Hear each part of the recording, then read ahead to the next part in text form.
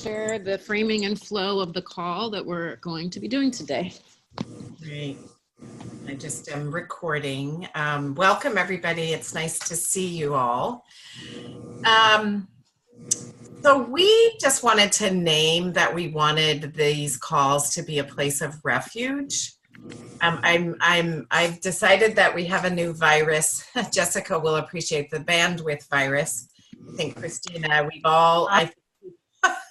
people are overwhelmed and it's hard. And I think the last thing that Dana and I want is for you to feel burdened. I think we are just really wanting to find ways that this is a place that you want to come to, and that you will find support in each other. And this is really about learning. So as you're learning new practices, we want this to be a place where you can come and share and get feedback, and that you would feel comfortable doing that. So I think we keep, we are doing a lot of sense making in between calls and in between conversations. And last Friday we had a call and it was so helpful. And as a result, we changed the course of this call. And I think we're going to try, you're going to hear from Kimberly and Lori today, which I'm really excited about. And that maybe as a result of this, others of you will want to do this as well. Just kind of this peer learning where you might be thinking about or trying or having to plan an event, something, a project, an initiative, a meeting, and using this as a place to be able to come to share your ideas and get feedback. So hopefully that works for you all. And with that, I am going to turn it over to Patty, and Patty is going to lead us in the check-in question.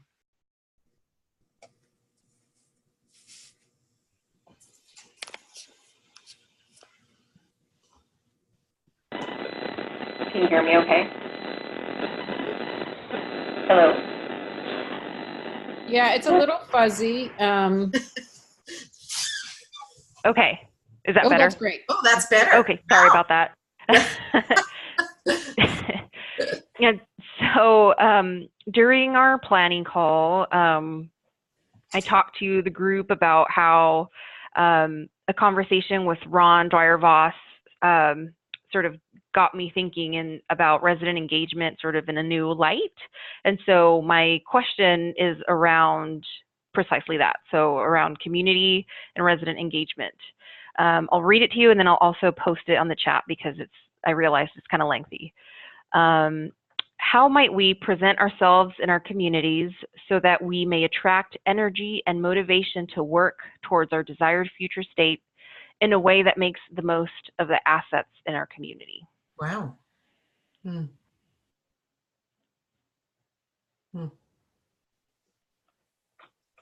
I just posted it to the chat. Great.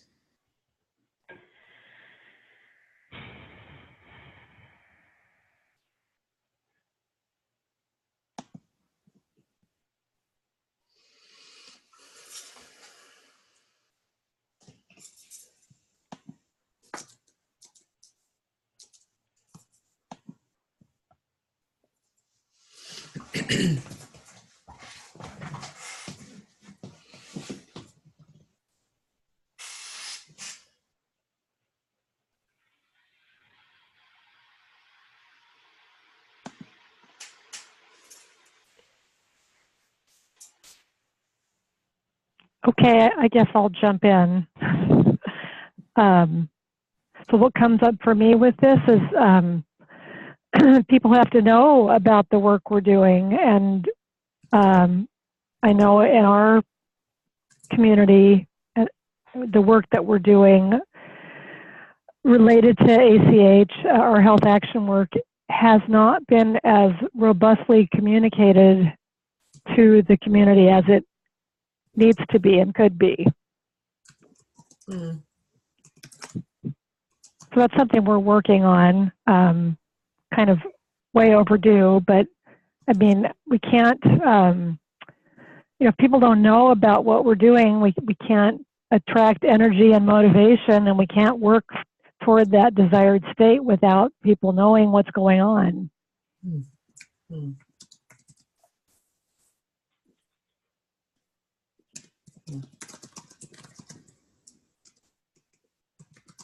Hi, everyone, and hi, Lori. I think I'm finding myself a little stumped by this, truthfully, and I sort of arrived at a similar conclusion to Lori. I mean, I think one is sort of being present in the community around our work. Maybe one of the reasons why I'm feeling a little conflicted is the concept of assets, and my conflict has to do sort of specifically with what we're focusing our ACH around in our community, which is substance use disorder, which is a polarizing subject and something that we might think are assets, others might think of as drawbacks in the community. And so I guess trying to galvanize most folks around evidence-based assets while recognizing that there might be some members of the community that won't come along with that because it conflicts with values or bias or whatever. So good question, Patty. And I wish I would have gotten the preview because I don't have a great answer in response. It's a stumper. It's a good one.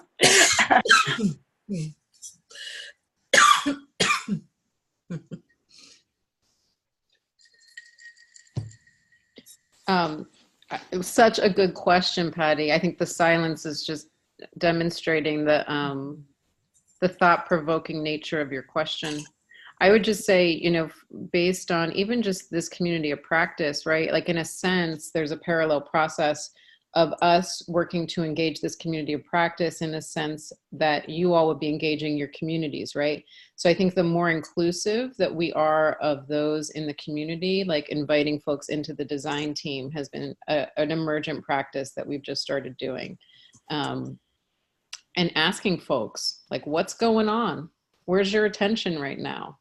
What is it that's like compelling to you, or where is it you're seeing a need in your own work? So in a sense, when you think about it at the level of your own communities, it's like, where are those particular conversations getting woven in to ask folks, and truly going in with like a completely don't know mind, like just open to what is it, which is hard, right? Because we all have our perceptions around the needs of what we're up to and what we're trying to work on.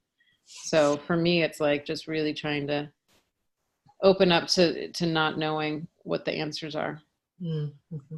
One observation that I just made was, you know, I think the word assets is sort of broad, and it's interesting to see what people's own definitions are of assets or what comes to mind when they hear that word.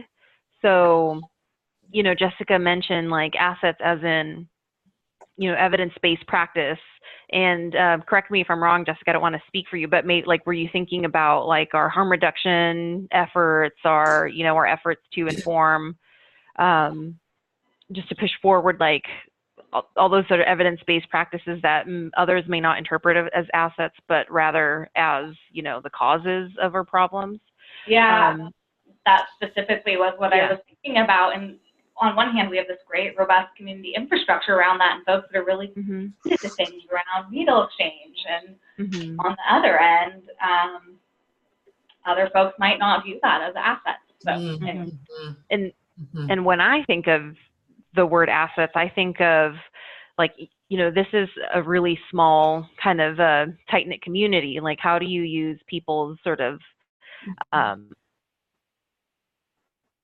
our culture of community, you know, whether it be from, if it comes from, you know, the cannabis industry back when that was not legal, and it formed pretty tight-knit communities around that. How do you, that's something that I view as an asset coming from a big city where that didn't exist, if that makes sense. So how do you sort of harness that or use that to sort of bring people together? So it's just interesting to see what people consider to be an asset and what sort of comes to, what the first thing that sort of bubbles to mind when they hear that word. So this is Sue in Fresno. And when I read assets or heard you say assets, I was thinking about people in the community that we don't normally tap into. And I was just thinking about a report I heard this morning from our team that is out in the community doing focus groups for our needs assessment. And they did a focus group with the homeless population. And there was some gentlemen there that were just really grateful that we were there to listen, to hear their concerns and what some of their issues were. And then afterwards, there was a man who has organized himself who is homeless, and he has organized some homeless people to advocate on their behalf. And as we were talking about it with the public health department and the evaluator from Fresno State that's working on the project, we were talking about how can we incorporate him in like our advisory group as we plan and make a community health improvement plan going forward. So that's one way I think of it. And people have been somewhat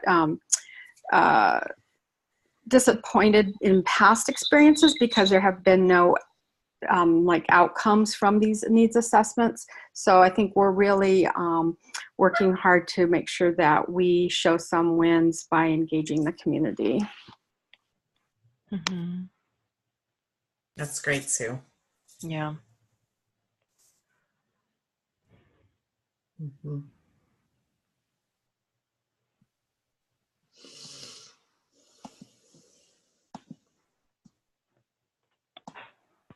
Can you hear me? Mm-hmm. Okay, good.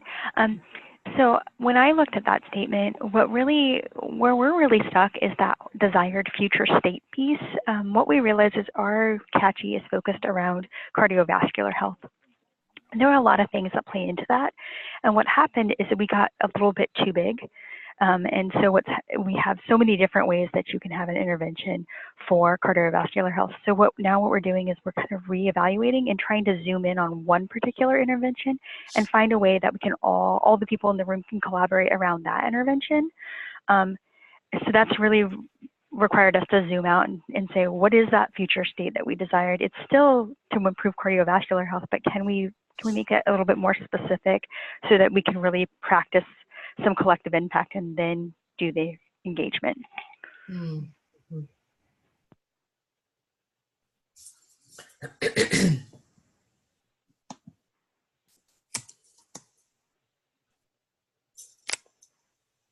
Hi, this is Christy in Long Beach. So as you were just speaking, everything you were saying resonates so much with what Long Beach is doing because ours is also extraordinarily broad.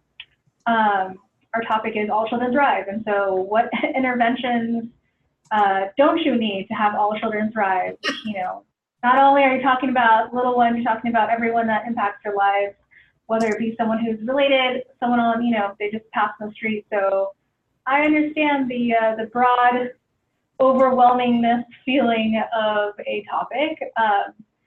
But having said all of that, so the question I think kind of tripped me up only because the first part of it, I think even though it's not, something new or flashy, it's really just being about your authentic self, the way you present yourself in the community. I have found that the more you are just who you are, the more our community is more willing to stop and talk with you. Because our community has gotten really savvy to read through the lines and to see through the government and the distrust that they may have with us, especially now more than ever. And so if you're just yourself and real, then they are going to want to work toward that desired future state. And I guess it also allows to make the most of the assets in the community because then you're not turning anyone away. You're welcoming, you're providing a space in which they feel heard.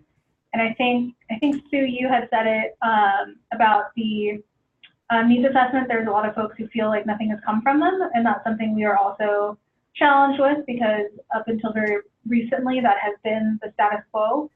That we go out into our community, we hear from you, mm-hmm. and not much is done then with it.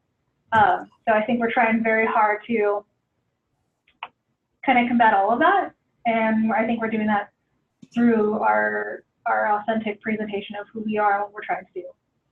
Mm-hmm. Mm-hmm.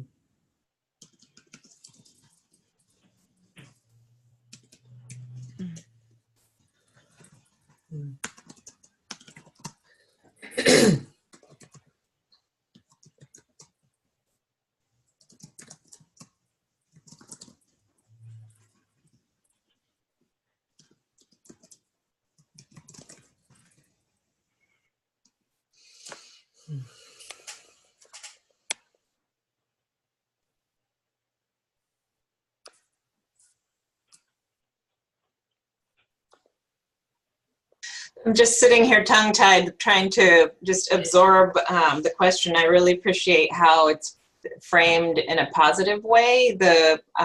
With our focus of our nursing group, we have this group of nurse leaders who are trying to engage a community of nurses to have them feel empowered, like they have a voice and a forum to problem solve and feel supported in the community, that small community that we live in.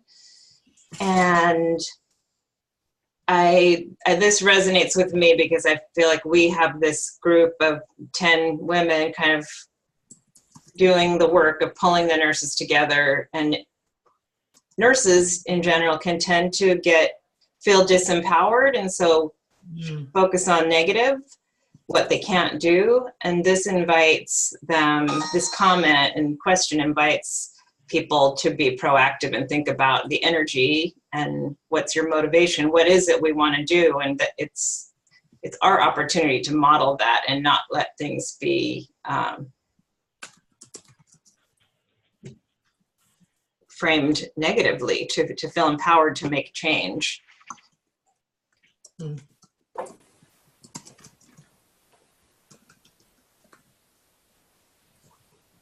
I'll add that I think that I framed it in this way because, before I sort of thought about it as, if we just, invite residents in, we're just sort of opening the floodgates. But then I had kind of an aha moment where that was reframed, for me, and how, now it's like, it's how you present yourself. You'll attract sort of, according to how you sort of base your image out in the community. So if we want to base ourselves as, we're this platform so that you can air your grievances or perhaps, repeat a message that's not compassionate, then that's what we'll get. But if we can find a way to present ourselves in the community in a way that is, we want to use everything that's great in our community to achieve a future state, is sort of kind of how I have reframed it in my mind. I love that. Mm-hmm. I like it too because I think that that having an asset-based perspective doesn't mean that you don't acknowledge that there are needs and that that there are challenges. I think it's more saying yes, these we have high rates of this, and here's the situation around health or whatever it is we're seeking to address, and we know that we have everything we need if we work together to start to address these issues and to really build what we need to sustain and elevate our assets, and build a vision for what can be. And I think positioning your work is being able to say, we're here, to help facilitate that. We're here to help support that. I think in some ways can make both connecting to community a little bit easier and some of your work easier, and recognizing that you can bring in those allies who can share a vision that's based around the assets and the positivity and the potential, and ultimately kind of get to a space where you're working in concert and you're working as a team with your community, as opposed to feeling that you have to carry such a huge, heavy lift of changing everything and leading the change and facilitating it and holding, what is and what can be. You can invite people into that process, which I think there's co-benefit there, which is, I think, really, really beautiful. And it's sharing that vision as members of the community, as people who work in that community as well. I think that's great.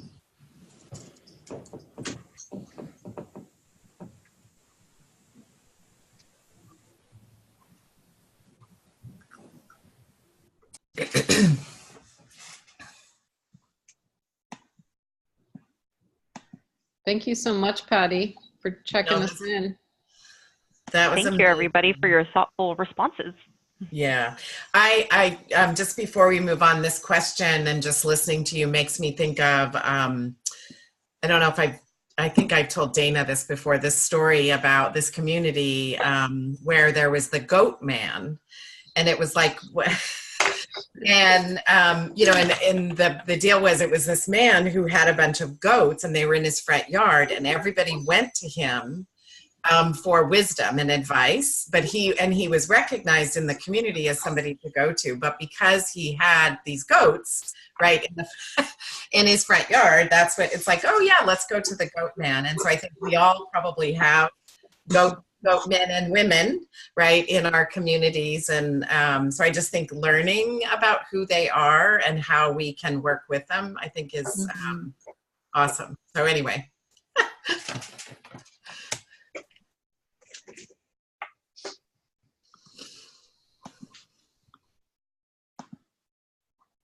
Okay, so this is at the point in the call where we ask if there's any additions to the agenda. If there's anything in here that you hope to talk about today that we haven't mentioned, this is an opportunity to do so.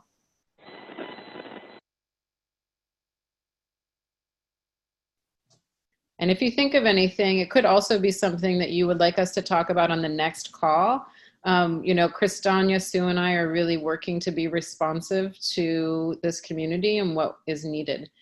We also are going to ask for other folks to present on the next call. So Kimberly is going to be the first brave soul presenting to this community. And then, so she's going to present some work that she's doing. And then she has 15 minutes total, both do, Kimberly and then Lori. So 15 minutes total. We recommend about 8 minutes to present, or up to 8 minutes, and then 7 minutes minimum for feedback and input from the community. We've provided templates to them to support thinking. And on the template, if you click on that, at the bottom, there's also dates and sign up opportunities. So we'll review that again at the end, the requests and offers, if you feel compelled to sign up because you have either an initiative you're working on, a meeting that you're planning, some kind of, you know, convening that's coming up that you want to share with the group and get feedback on. This will be an opportunity to get peer feedback. Any questions on that? Okay. And I see Deborah's here as well. Hi, Deborah. Oh, hi, Deborah. And I see, hi, Deborah. And is it April Tello?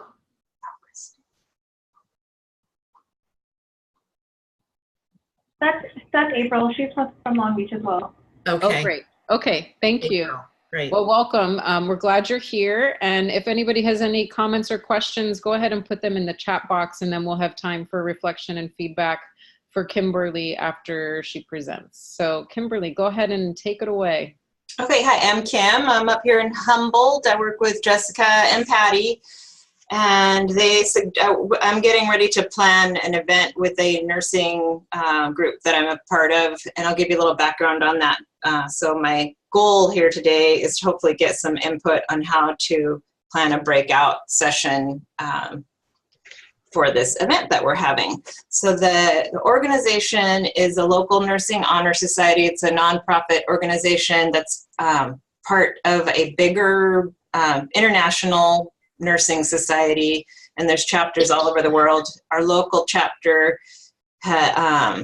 became an alumni chapter a few years back when our university nursing program closed. So we've had kind of energy taken away from the local nurses, and that organization was kind of falling away. And it kind of became re-energized when the nurse leaders that came, group of nurse leaders came together and started thinking about how they could bring nurses together without alienating anybody. The Nursing Honor Society is something that you need to be a bachelor prepared nurse or beyond to be a member. And so it was something that was alienating to a lot of the nurses in our community, feeling like, it's a hoity-toity, not inclusive, and we're not good enough type of thing.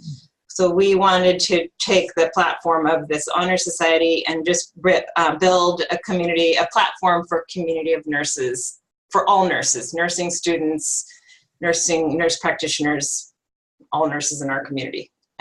So to re-energize that and to create a place for nurses to come together. And so in 2015, these nurses began having an event called Nurses Night Out, and 12 nurses would show up, and it was just really about networking, having some education, providing some continuing education, and just getting nurses outside their regular workspace, connecting with it was cool because they're connecting with colleagues that they may have worked with in different settings, because it's a small community. So nurses have often worked in multiple settings up here in our community. And so since then, we're on our 15th event coming up this year. We have 3 to 4 events per year, and we've had growing attendance and this growing energy. And so it's really become like a signature event, Nurses Night Out. And we've kind of taglined it with as a place for nurses to connect, to get inspired, where they can get education, to lift each other up. And we have seen 60 to 80 attendees in the last few events. So it's exciting, and we want to keep that momentum growing. And so our next event is on the topic's going to be public image of nursing.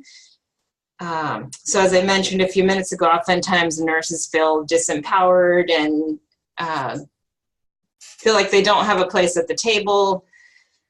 Feel frustrated, and the media portrays nurses, you see it all the time, sex objects and handmaidens, and you see doctors during nurses' work. They're not really well represented out in the media, in TV shows and such.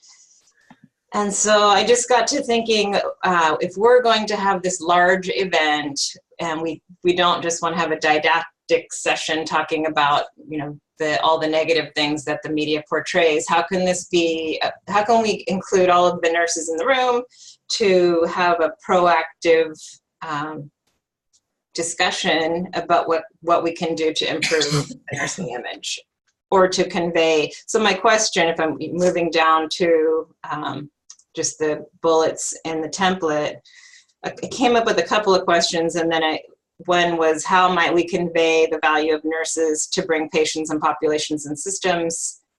How might we convey the value of nurses? And then then I thought about switching it around. How might the public image of nurses impact the profession of nursing? So getting nurses thinking about it in that frame.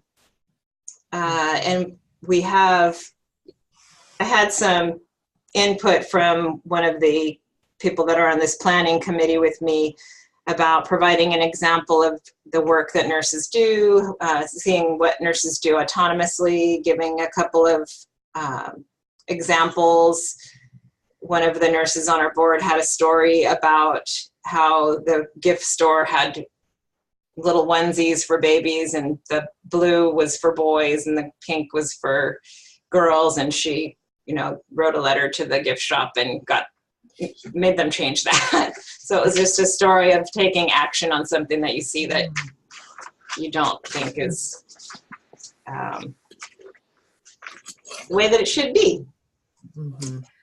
So with the opportunity we have, there's lots of expertise in the room. It's a diverse group of people. There would be nursing students, up all the way to nurse educators, doctorate prepared nurses, nurse practitioners, school nurses all across the nursing spectrum.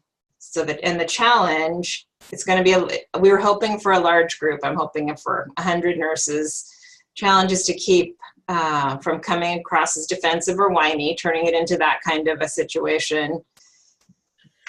Getting cooperation. I'm already getting some pushbacks from some of the board members who have done these kinds of, had experience that wasn't positive, facilitating this type of World Cafe or whatever, so, and trying something new. Time constraint. We don't have a lot of time to do the breakout part of it, maybe 20 minutes. So concerned about doing a didactic, having a breakout, and then wrangling people back in to finish that presentation. Where we have a large conference room that can seat 140 people seated at round tables. So I think that would be comfortable for doing something like this. And the audience we all have something in common. We're nurses, so we could find something that resonates with us, that attractor that we're all working for. 8 board members should be present to help with that. may recruit, and I wrote that I may recruit a co-facilitator. And the why of this, as I have mentioned before, is to bring nurses together, to connect, educate, share ideas, to get nurses thinking about how they can impact their own professions, thinking about recognizing their strengths, how they can move forward proactively, and kind of just be leaders within the position that they're, wherever they are. Mm-hmm. I wrote a little note here. So, do we want to promote activism, or do we just want to share stories that validate what nurses are doing? And then I have the how. I feel a little bit overwhelmed about trying to do this with a large group and concerned about the time frame that I might have and the structure and what's the right activity. I really am not sure what activity to use. And that's kind of where I'm at. I mean,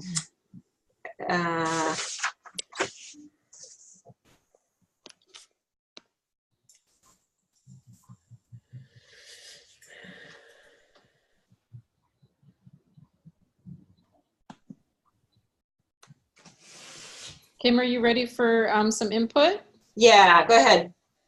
Well, one question I have is, where is it in the grand scheme of the whole event? Is it in the beginning, middle, end?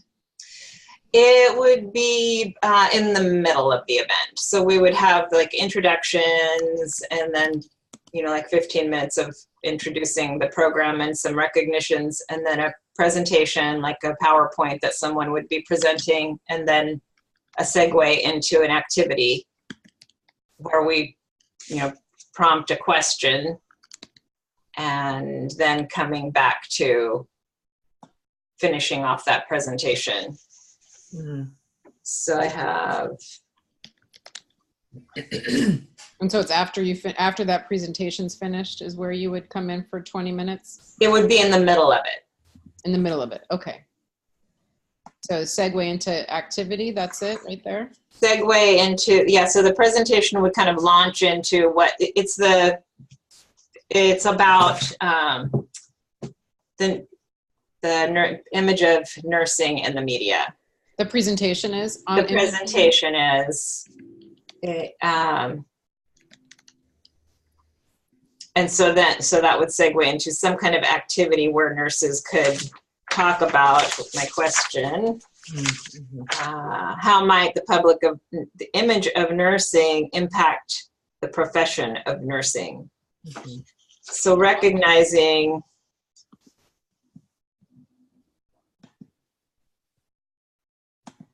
okay. Thinking about that. How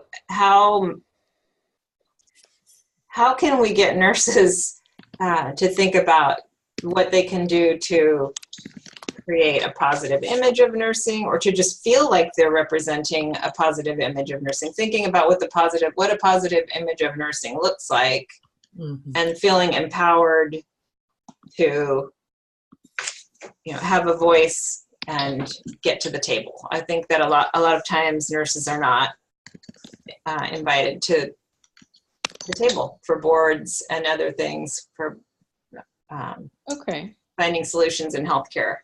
So Kim, are you open to just getting some initial thoughts from folks? Yes, please. Okay, so my suggestion is to maybe let's just hear like some ideas folks have, and like get a few of those out, Kimberly, before you respond to them. Okay. So let's just hear from the group. Anybody have any ideas?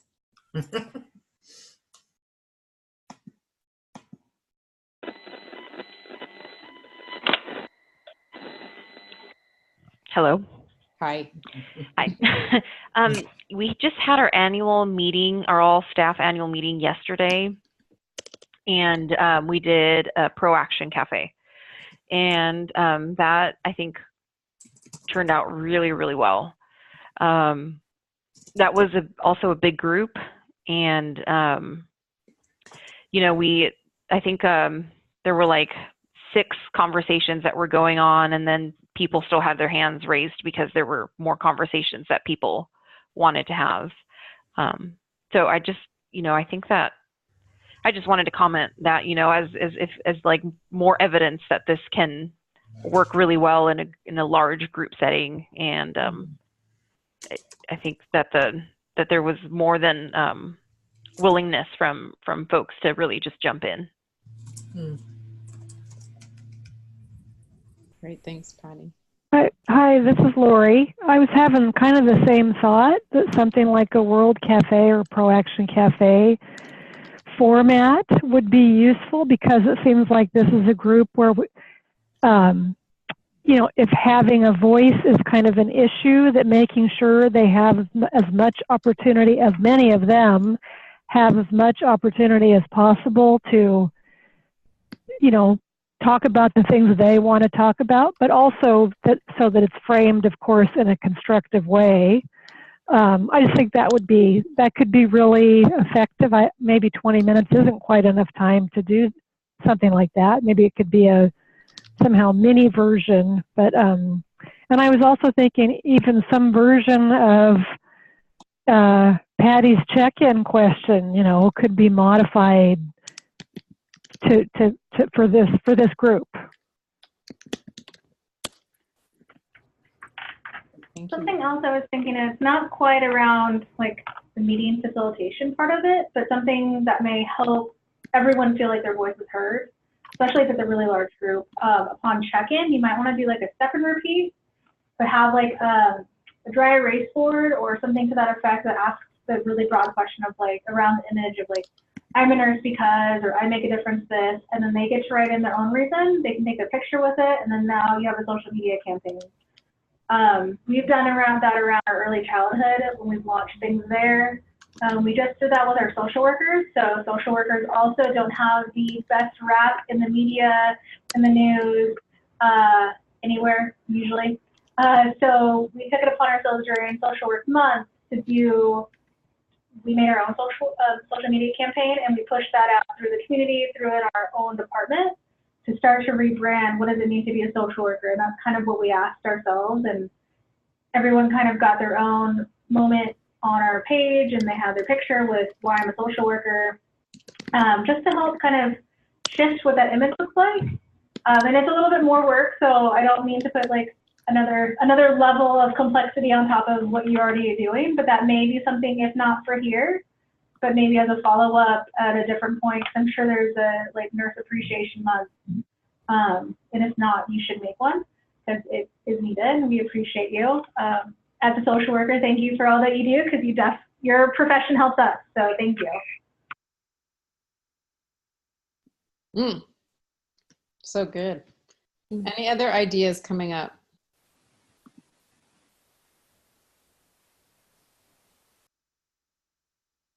I did I once did something where we co-created, this image is coming up for me as you were speaking, so I'll just share it. I don't know that it's kind of material intensive, but we created flags, you know, like prayer flags, but they weren't prayer flags, where we got groups into groups of 5 or so and gave them a prompt, and then they co-created art, and then we strung them up in the space. So it's almost like, yeah, you could ask a question around, I love this question around, you know, what it means to be a nurse. What does it mean to be a nurse? Or, you know, I think there's so many prompts that we could play with around some positive self-image pieces. I also was thinking about, like, is there some opportunity to do, because it's such a short period, it's like thinking about, what is it we do when we move through the space and connect? Milling. Doing like a milling exercise and having people share about their images. But I do think this idea around collecting what it is people are saying, or have some co-creative space where people are writing the words down that could be used in social media, sounds awesome. What a great idea to not just make it an experience of 20 minutes, but then how do you harvest for the outcomes of what it is that could be spread out in some bigger way.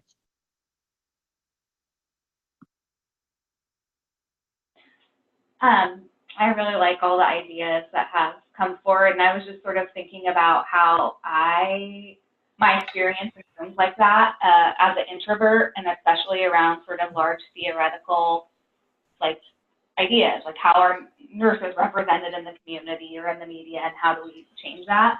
And so stuff like the step and repeat, or like the sort of individual activity that adds to the sort of common understanding and work really works for me in those rooms, because I oftentimes have a hard time sort of actively participating until I sort of feel warmed up and connected, like it's a trusting environment. So I think it creates space for folks like me to contribute in the way that sort of works for us in that moment, especially if it's going to be sort of a shorter activity overall. So just sort of a pitch for that as a complementary part to the overall effort.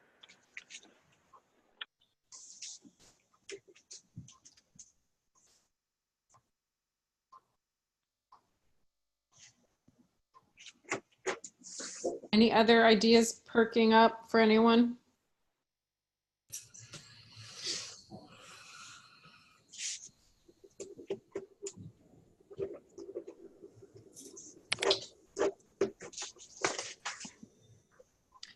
Kim, what's emerging for you at this point from those responses? Some really good ideas that I'm hearing. The Pro Action Cafe. The only thing I worry about, I think it is a great idea, but and I loved what we did yesterday in our annual meeting. But I worry that people won't volunteer, and maybe that's just what everyone always worries about. And people just come forward. Well, if you only have 20 minutes, is that right? Right. For the whole piece. Yeah, that's what I've been allotted. I think the person that is doing the presentation is fearful of this whole activity a little bit. So. Well, have you thought about working with the presenter and finding out what their content is and what? I do. We're working together. Okay. We are working together. But I think I'm having a hard time articulating, because I don't have it formed, like what this will look like. And so it's going to be touchy-feely. People are going to get turned off, or, those are the kinds of comments. Mm-hmm. But it sounds like, this idea around an appreciative inquiry of sorts. Mm-hmm. I really like that idea. And I like the idea of being able to save something like that we could continue to build on and share through social media. I like that idea a lot, because we're trying to begin to collect some data on a bigger project for this, to present on this thing that we have going on, what's bringing nurses to this community. Mm-hmm. Why are they coming, and what do they appreciate about it? So I like the idea. I like the flag idea. Mm-hmm. And I like the photo idea. They are labor intensive ideas, but I think that I like that kind of tangible, lasting thing. Mm-hmm. The other thing I would offer, Kim, just similar, I think, to what Christina said about a dry erase board. I think we've done things where you have like a graffiti board, where you might have some flip chart paper, a pretty good size, and maybe you have a really compelling question like what you have, or something else. And then, kind of to Jessica's point, for people who may not feel comfortable, you can offer Post-it notes or markers. And that could be done like throughout the event, right? It's just there, and you're capturing things that you could use also, as Christina said, around social media or something like that. So it's just kind of another piece, similar. I like it. And then I'm also just thinking about photo voice, mm-hmm. right? Yeah. Like 20 minutes, like what's some images that they can take pictures of about what they appreciate about being a nurse, or I don't know. For at a future event, you mean? Or I don't know. Yeah, I mean, I think it could be, that could really be an interesting project, right? Is where you work with a group of nurses, right? And go out and take pictures, and then maybe at another event, you kind of do a gallery, of pictures and talk about them, and maybe invite others Yeah, so that's kind of a nice idea. I like that, to expand on this nursing image Mhm. concept. And it's a real image. Yeah. Yeah. So, yeah. Great. Great. Any other thoughts for Kimberly or anything else before we get to hear from Lori? And when is it, Kim? When's the Oh, it is actually on Nurses Day. So it's National Nurses Day, May 6th. Oh, very good. Okay, so we'll be anxious to hear a report back. Yes. Yeah. Praying for more than 100 nurses. Wow. And Christina has shared some examples with us, and we will send them. Did you want us to send them to Kimberly? Thank you. Turn May into Nurses Month, Christina said. Oh, thank you. I think, and also I think, you know, these conversations may lead to more ideas. So just, you know, feel free to email each other, and if something comes up, and just now me saying photo voice, I don't know. It just came up. I don't have a well thought out idea, but maybe. No, I know. I love photo voice for everything. Yeah, and the story piece, that's another thing I'm going to share with you, just like stories, like videotaping or capturing like in a podcast, right? Work with your local radio station or something, you know. The possibilities are endless. They are. Thank you so much. Thank you. Thank you, Kimberly. Yeah. I'm sending you emails from Christina right now. Thanks, everyone. Okay, Lori. Okay. So I am with the Sonoma County Department of Health Services, and I'm part of the backbone team for Health Action, which is our countywide multi-sector health improvement collaborative. And it includes representatives from healthcare, local government, education, business, labor, and community organizations. And this collaborative's mission is to mobilize community partnerships and resources across our county to achieve equity and to improve health and well-being for everyone. And this has been going on for about 11 years. And so we're working to transform Health Action to function as an accountable community for health, with an emphasis on deeper, more authentic community engagement. And we're piloting this around cardiovascular health. So the work of Health Action is organized around three main areas: health, educational attainment, and economic wellness. And I support the Committee for Healthcare Improvement, which is the health-focused part of that. And the vision of that group is for high-value, well-coordinated, person-centered care for everyone in our county. And the mission of this committee is to lead healthcare system improvement in our county. So the strategy to date has been to work together. I should mention that the committee is made up of organizations, hospitals, provider organizations, community health centers, and community health related, organizations. And the strategy to date has been to work together on issues that are of greatest health issues of greatest impact to our county, like cardiovascular disease, like opioid prescribing, advanced care planning, and mental health care coordination, with the idea being to focus on issues that can only or most effectively be addressed by working together. So I want to say that the members of this committee are mainly like chief medical officers, executive directors, leaders in their organizations, and that was purposely created this way so that it's people who have the authority to make decisions in their organizations.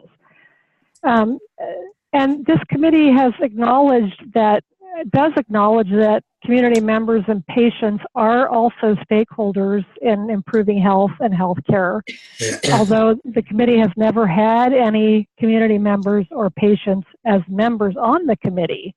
And that is what is now going to be changing.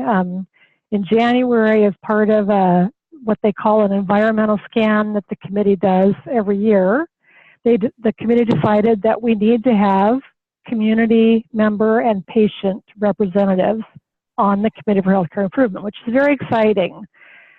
And the most likely sources for recruiting those people, those representatives, will be perhaps patient advisory groups that are associated with the member organizations, as well as our local health action chapters that exist around our county that are community-based,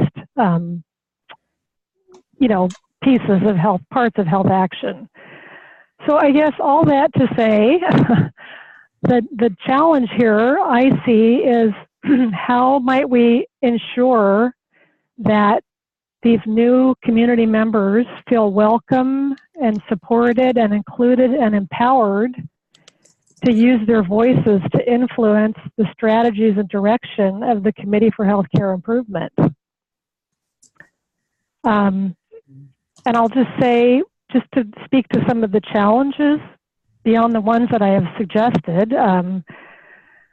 So this committee meets only 6 times a year, every other month for an hour and a half. And these are public meetings because this is connected to a advisory body to our Board of Supervisors. So we're, under the Brown Act, and we have to follow certain protocols.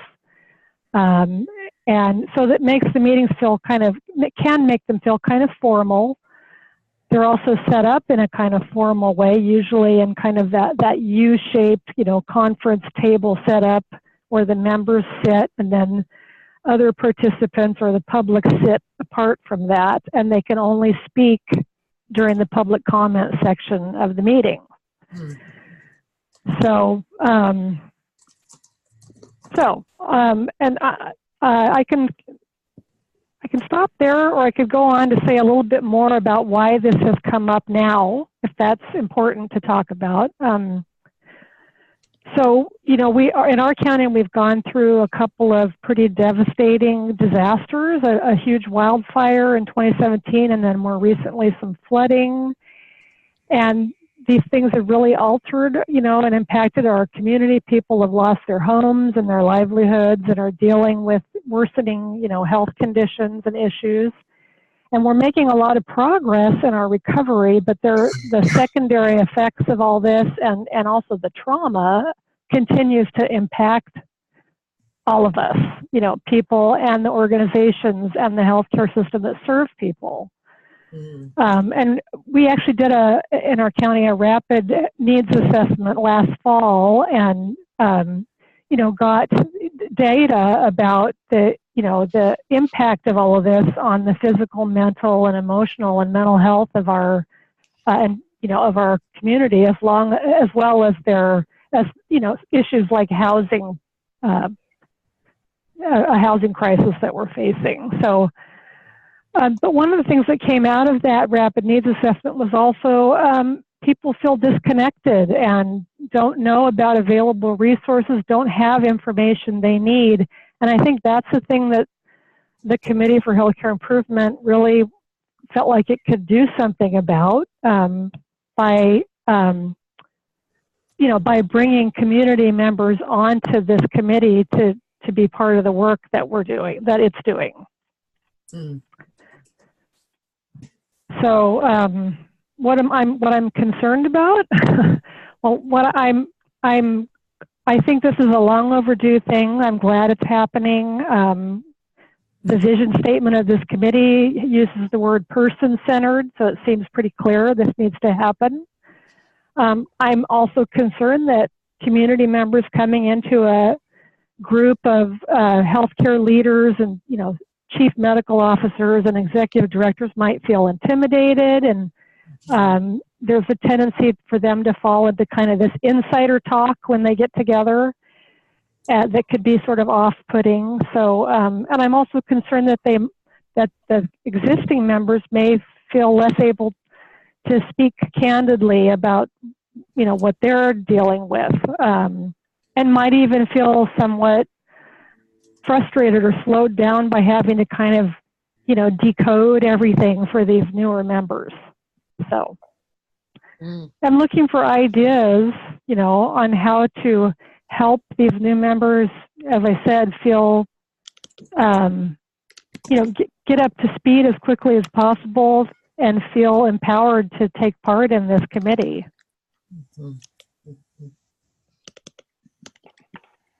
Lori, I'm sorry if I missed it. I just have a quick question about, like, do you have a sense of how many folks will be adding? I think what we're talking about, and some of this is still being decided, but so right now this is there's like 21 or 22 people on this committee, and we're talking about adding potentially 2 people from patient advisory groups and 2 people from health action chapters. So up to 4 new people. Okay.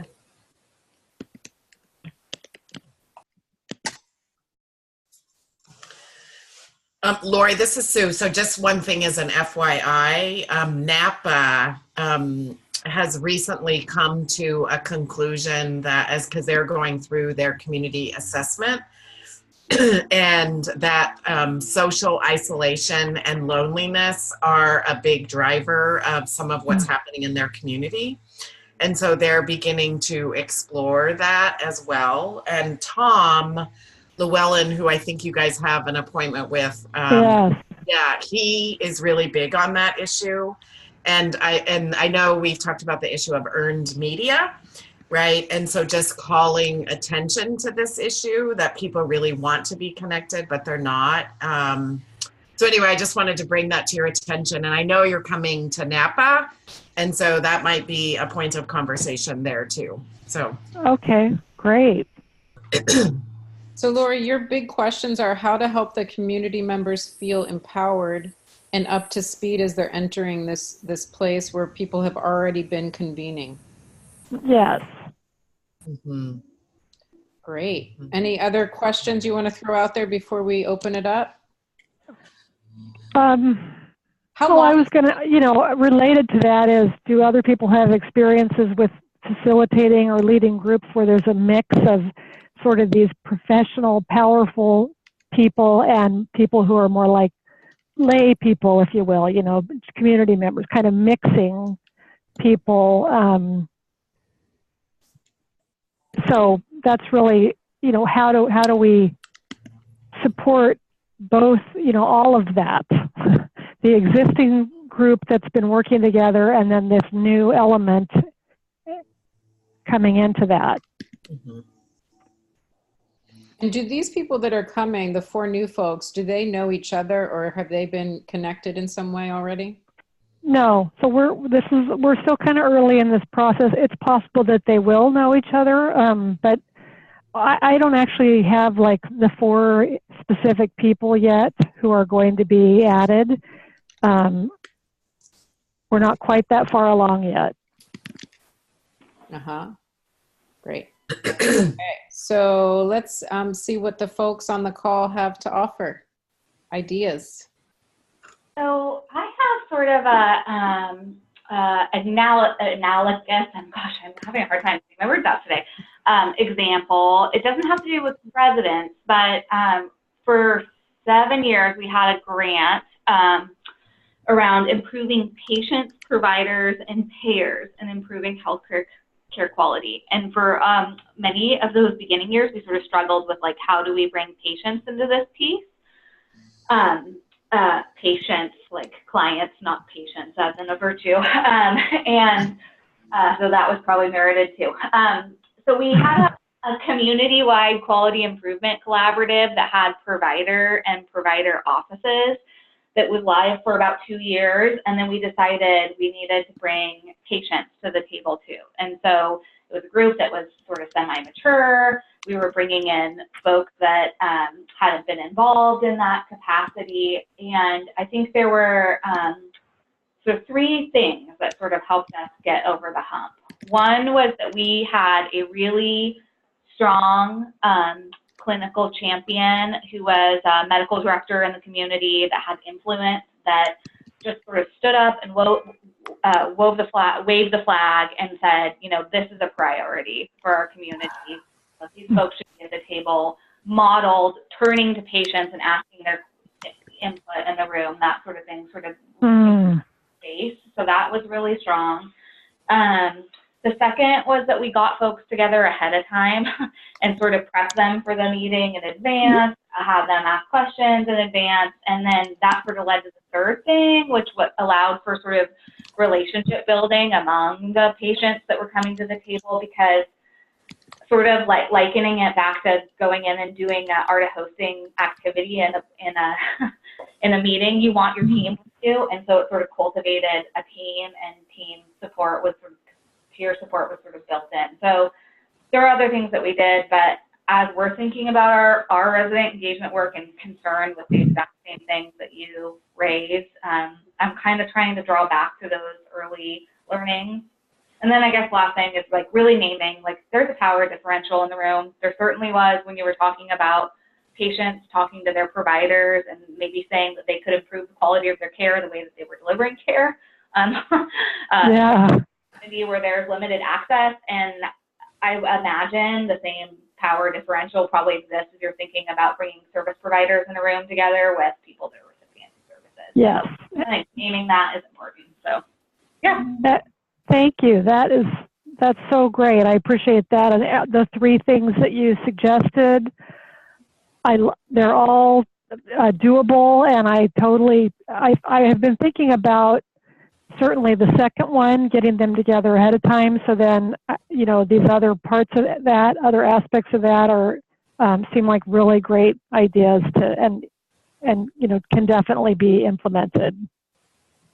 Yeah, and I would second exactly what Jessica mentioned, doing the onboarding. I do that with anyone who's joining any steering committee that I'm on. If they're new, I will onboard them regardless if they're professional or paraprofessionals, because I need to know where we've gone. Otherwise, we're going to rehash the last 8, 9, 12 months, and I don't want to do that all over again. So if we can kind of bring them up to speed and then bring them along with us, I always try to do that.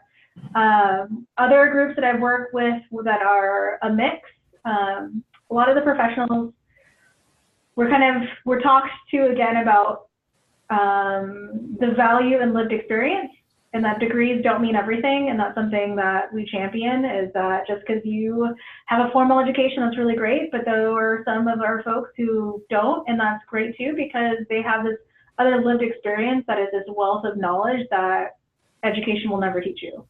And really kind of working through and like processing with some professionals around that, because some jump on board and get it, and some are very stuck in titles.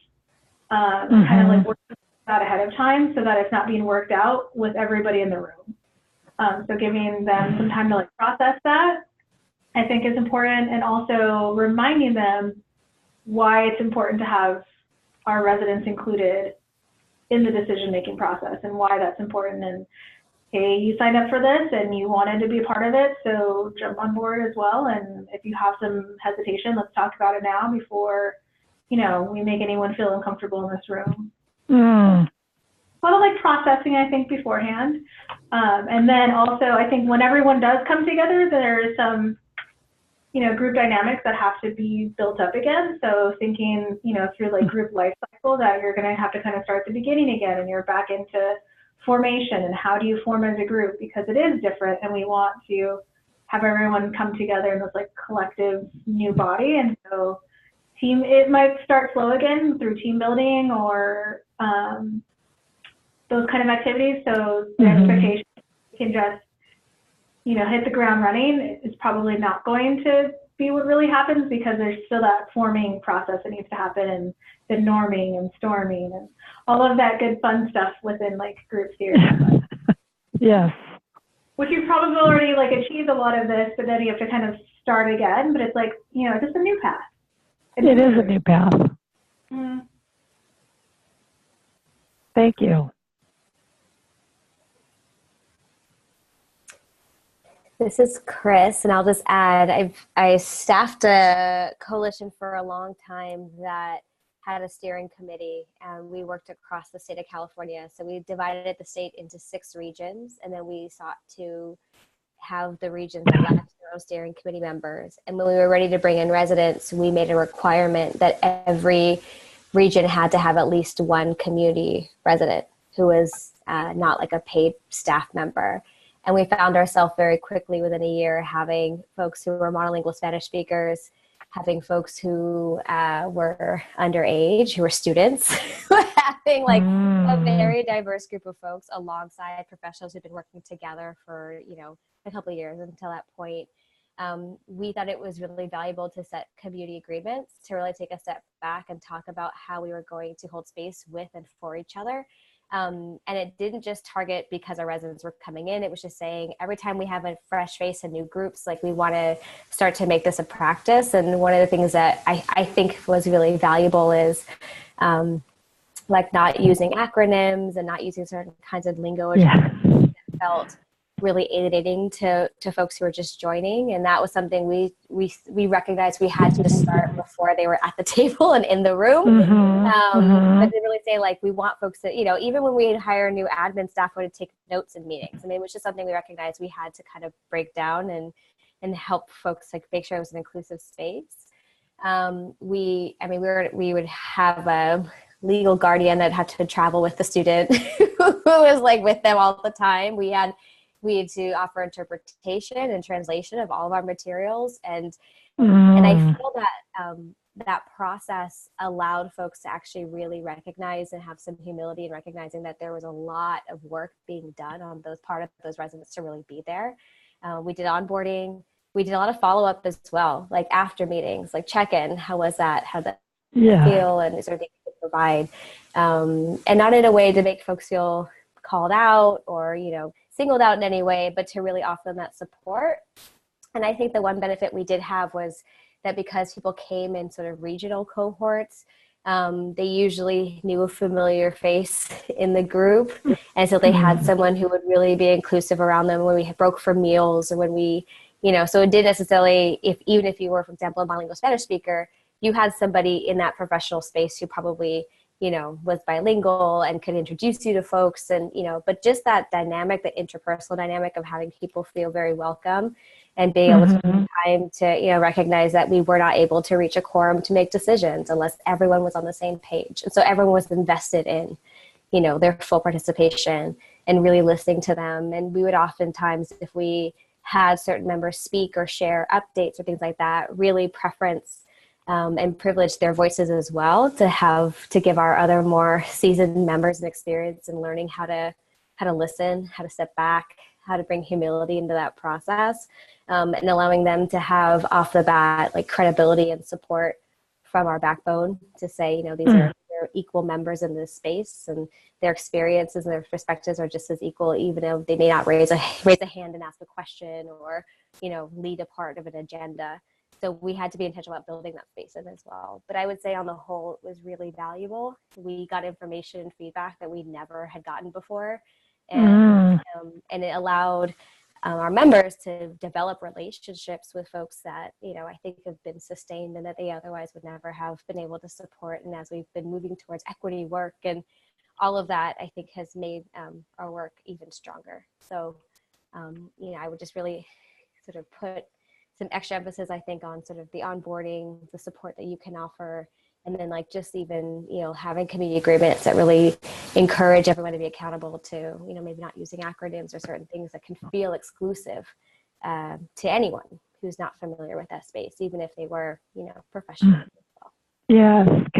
Are those community agreements something that you could maybe share with me, an example of that? I'd be happy to. And I think that the fourfold practice from the art of hosting might also be a good substitute for it, but I'm happy to share our go-to ones that we've used. And then, you know, we could also be, you know, you can always take them and adapt to make them as nuanced as you like. Okay, thank you. I just want to name, I'm hearing some principles of how to do this work, some of which many of you mentioned around onboarding. So doing that pre-work with the group to make sure that they're up to speed on what's happening. Some other principles could be creating community agreements, creating spaces of inclusion. You know, once a new group starts forming, there's new dynamics. So what are the things to build relationship across, especially if some folks have been working together a lot? Some of the things I would mention are the Cynefin framework. I don't know, Lori, if we shared that with you, But it speaks to this notion around, you know, what is an expert, right? So, you know, just because somebody has an education and decision-making capacity doesn't necessarily make them more of an expert than somebody with lived experience. And Connected Framework also speaks to just the need for having many perspectives in forming outcomes when you're dealing with complex systems change. It's okay to have a subject matter expert be the one informing the way forward if you're dealing with a complicated situation where there is a cause and effect. But when you're dealing with complexity and there is no cause and effect, it's actually would be problematic to only rely on a traditional expert perspective for a solution. You would actually just recreate the same problems probably. So there's a framework called the Cynefin framework, which can be a really nice sort of grounding entry point as the whole group comes together to say why we're weaving in new members into the work, because we're actually not enough without them to do. So the Cynefin framework, I can share a video with you that explains it, would be something that would be really helpful. And then also the design team.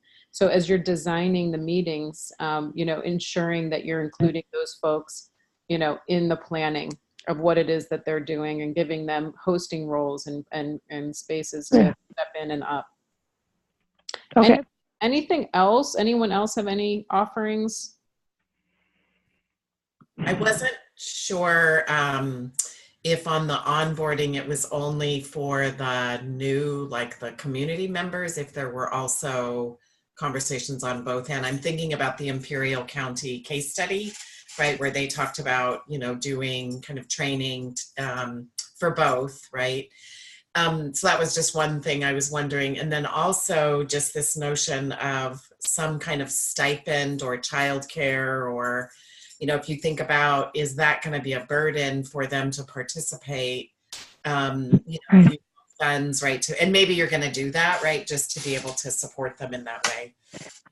Thank you. You know, and I think those are all so important. And I think I'm seeing that, and I didn't mention this, but, you know, right now, the way this committee, the planning happens and leadership is we have an executive committee. And it's, you know, a subset of the larger committee. And so, you know, I'm seeing all of this, you know, is going to start with, you know, conversations with them about, you know, moving this all forward. So I just want to also mention that, you know, the way that it's worked in the past, as far as onboarding members, it's been a one-on-one kind of a thing where it's usually me, you know, calling or meeting with them, a new member. And then sometimes they also have a conversation or a meeting with this executive team, this smaller core group. So, you know, I think that's part of what we need to talk about is how to, does that work for, you know, these newer members coming on, or how do we need to do this is also part of that conversation, and including that, you know, core leadership group in this whole planning is going to be part of this. I feel like they might not necessarily know what all is involved with adding these new members to our committee. Yeah. Including the, you know, the time of day that we have these meetings. If we add community members, it might not work anymore, and that's something we'll have to talk about. Yeah. Yeah. Yeah. Great. Anything else to add before we move to the next? Lori, that was amazing. Thank you so much, and everybody's input. Wow, my brain is. Yes. Yeah, this is awesome. Yeah. So good. Well, let me say thank you to all of you, because I mean, you know, some of these things I've thought about, but just listening to your, you know, individual and collective wisdom is like opening my mind to a bunch of other things I need to, you know, really think about and prepare to address.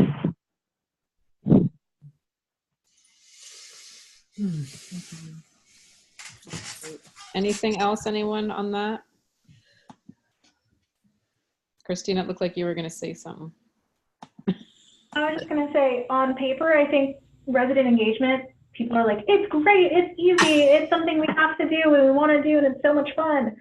And then you go to put it into practice, and then it's so much more. It's so much more.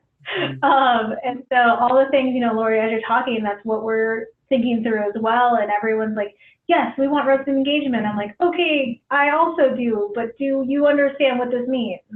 It means the time of day is going to change. It means our meeting structure, how we meet, is going to all look different. And you all want it, and that's great, and I will make that happen, but just be prepared. Mm-hmm. And then everyone's like, oh, okay. Mm-hmm. And then it's more discussion around what does it actually look like when you do it, when you don't tokenize a group of people, when you do it purposefully, when you do it meaningfully. It means so much more than just like checking a box. Yeah. So I give you my community engagement like good thoughts, because I don't think, and I wish you the best, and let us know how it goes. Yeah. Thank you. It sounds like an opportunity to flex our asset-based muscles. Yeah. Yeah. Make a case.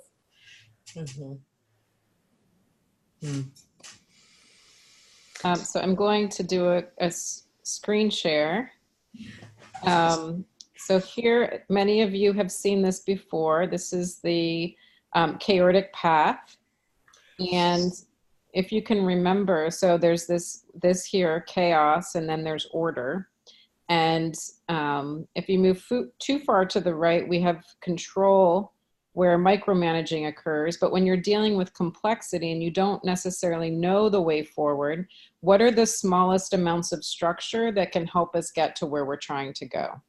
So it's almost like, what are the things we can put in place that can help us figure out what we need as we're moving forward, because we don't know the end results yet, or we don't know exactly what it is we need, but what are those steps that we can take? And so this framework is helpful because, when you think about the steps that are needed, when you're walking this chaotic path of uncertainty, the structures can be helpful. So the chaotic stepping stones offers the structure when you're thinking about, because what came up on our call is like when you're thinking about planning an initiative, a meeting, a convening, something in the future, what are the things you can put in place to help you think through this big complex thing so that you don't become overwhelmed?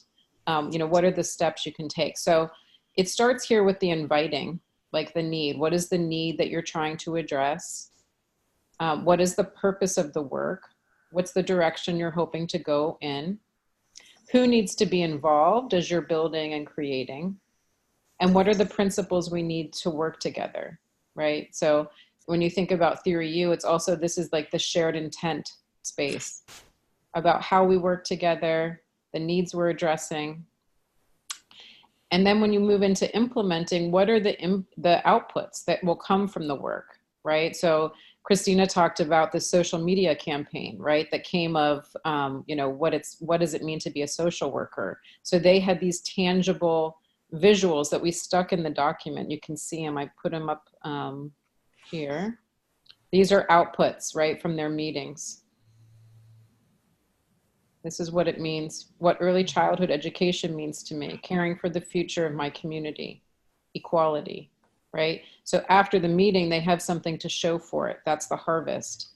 And what are the intangibles? What are the, relationships now like because they came together? And how do you create the conditions for that to be strong in your meetings?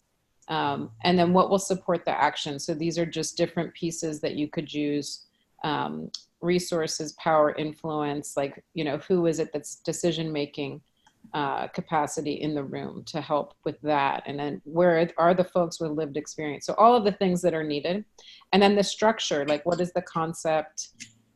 What are the limiting beliefs maybe that you come with or that your group has from past experiences that are keeping you from moving forward?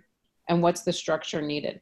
So there, in this document, there's a link here that talks through each of those different aspects with questions that can help guide you in your thinking. And then we've also come up with, when you're thinking about designing a convening, can you see that here? Mm-hmm. It started, it's certainly not finished, and we would love for your contributions in this, but sorry, that's the template. Wait, that's that, yeah. What is needed to design relevant, purposeful, and thoughtful meetings, initiatives, and projects? So, here's some principles that we thought about, like listening, or diversity and inclusion, emergent practices, being adaptive, identifying the purpose. And a lot of this is the work done before the actual meeting, right? So it's like 80%, 20% rule, where 80% of the work is done actually before the meeting, right? Where you're thinking through all of these things. And then the meeting, because of all that planning and thinking, that's the effects. Doing a backcast. What might the future look like if we're successful with this project? Plan for the harvest, right? Those images we just showed you. We've also included some templates. So when we have a design team call, here's a meeting agenda that you can use and augment. And then also just a design doc template. So if you're planning an agenda, that'll be in here. Identify who should be informing the work, who are the other folks that should be in the room, and then we expand this concept of experts, right? It's not just those with a PhD, these other folks as well. And then when you're drafting the actual design, beginning with framing and the purpose and objectives, and then start with what are the conversations for relationship and shared intent? What are we collectively aiming for? And then some different examples of practices and frameworks that we've used. And once the relationships are formed, what about conversations for possibility? And then different methodologies that you can use to explore possibilities with the group.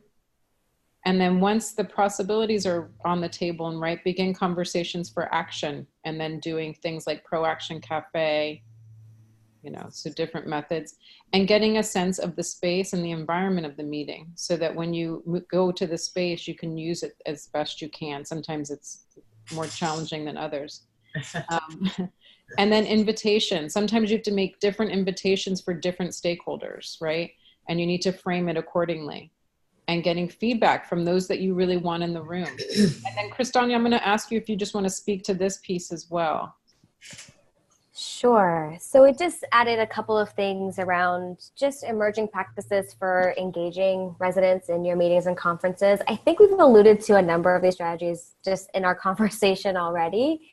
A couple of things I guess I'll highlight that we still do to this day is when we establish panels, when we're, bringing in speakers, we always seek to bring community leaders, and it's really important to be mindful of not tokenizing their voices, but it's also important to find spaces to lend them credibility and compensate them for their time wherever possible, and really put their lived experience and expertise alongside our more traditional experts in our spaces as we were creating room to hear from one another, really think about who we're hearing from and their role in that.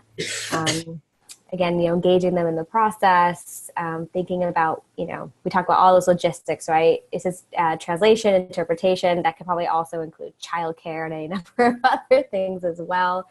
I think it's important to always keep in mind that there are ways in which we might be very aware that we're not signaling that the space is inclusive for residents or resident voices. And sometimes they're really overt and even Lori alluding to just like the nature of the meeting and the structure and the seating and those things. But sometimes they're really implicit.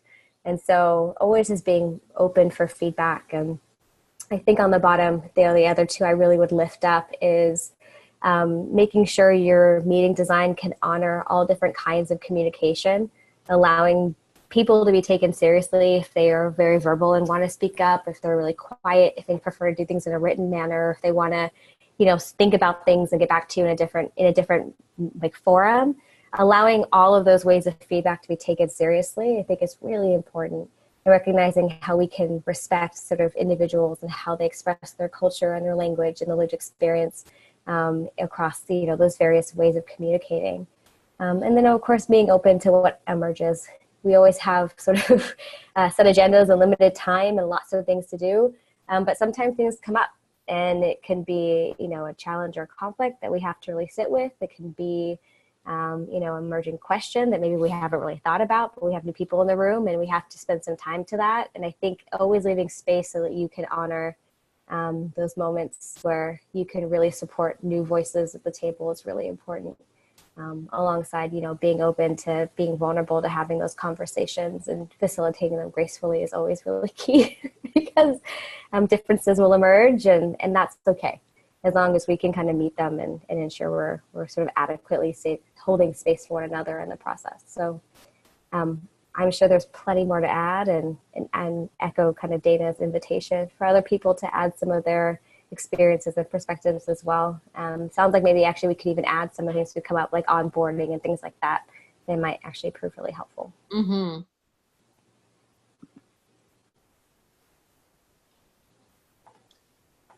Okay.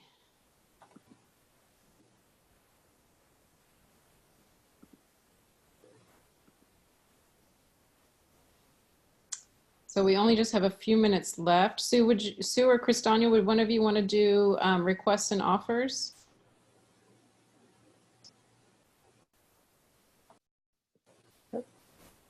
I'm happy to. I noticed that Sue's muted. I have allowed, like they're mowing something. No, no problem. So as folks know, we have our tradition of opening up our space for people to make requests of things that they need or offers of things they'd like to share with the group. We have a couple of things already in the notes, and I think one thing I'll just lift up that we've already alluded to is an invitation or a request for folks to sign up for some peer exchange slots that are coming up for our subsequent meetings. So really want to elevate that. Also seeing if anyone's interested in meeting a request to design a check-in question for our next call. The bar set pretty high, so thank you, Patty. And we'll see what else we can kind of lift up and bring to our next meeting. We have an offer. Sue, did you want to talk about StoryCorps?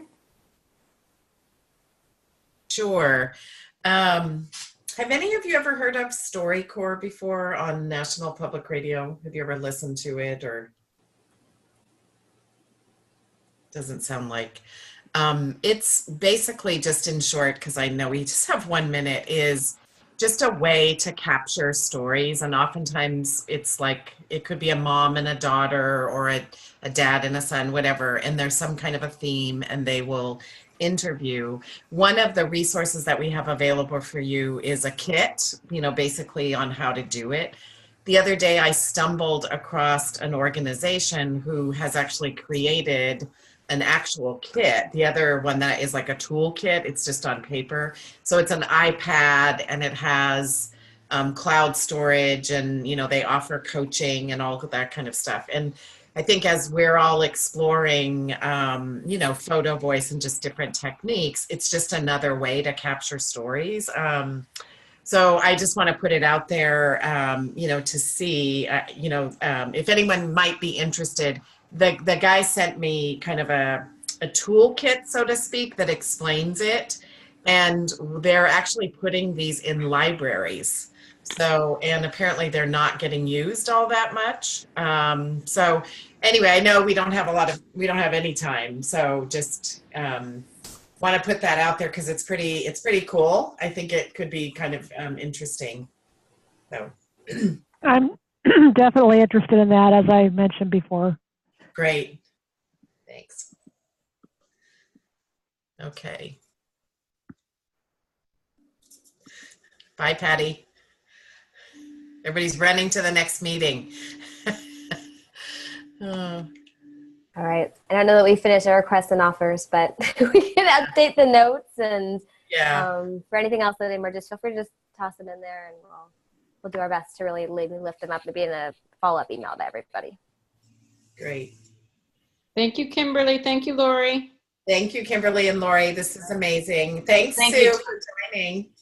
Yes. Goodbye. Great. Okay, thank you. Bye-bye. Bye. Bye. Bye-bye.